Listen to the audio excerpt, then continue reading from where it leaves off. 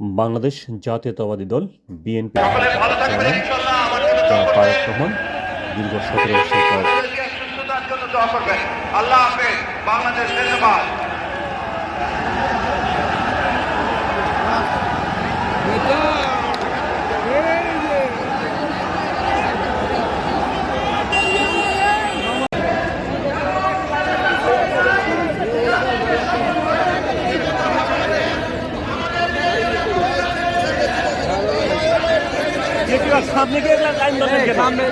বিএনপির ভারপ্রাপ্ত চেয়ারম্যান জনাব তারেক রহমান আজ বিকাল 4টার দিকে বিএনপির কেন্দ্রীয় কার্যালয় নয়াপল্টন অফিসে এসেছিলেন।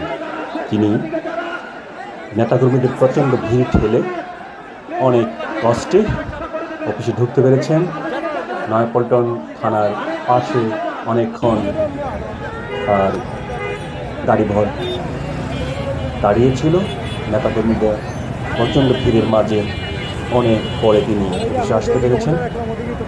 অফিসে এসে দোতলায় উঠে তড়িঘড়ি দাঁড়িয়ে তিনি নেতাকর্মীদের উদ্দেশ্যে প্রথমেই রাস্তাটা পরিষ্কার করতে বলেন। তিনি সবার কাছে দোয়া চান এবং সবাইকে রাস্তা ক্লিয়ার করে পথচারীদের যানবাহন চলাচলে সহায়তা করতে বলেন, যেন কোনো পথচারী কষ্ট না হয়। কারণ আজকে এখানে বিএনপির কোনো দলীয় প্রোগ্রাম বা কর্মসূচি নেই, জনসভা নেই।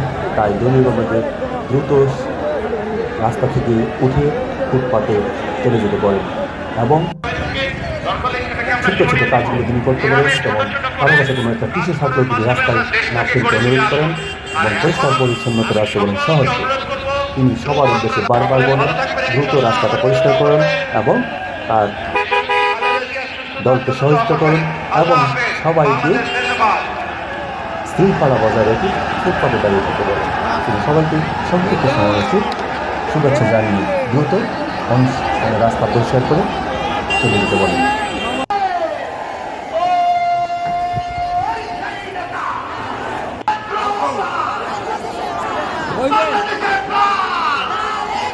বাংলাদেশ জাতীয়তাবাদী দল বিএনপির ভারপ্রাপ্ত চেয়ারম্যান জনাব তারেক রহমান দীর্ঘ 17 বছর পর নয়াপল্টনের বিএনপির কেন্দ্রীয় কার্যালয়ে আজকে এসেছেন বিকেল 4টার পর। নেতা কর্মীদের উচ্ছ্বাস আর প্রচণ্ড ভিড়ের মধ্যে অনেকক্ষণ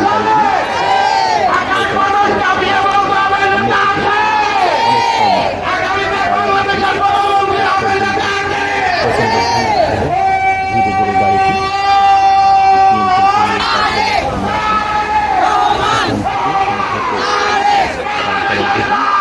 নেতাকর্মীদের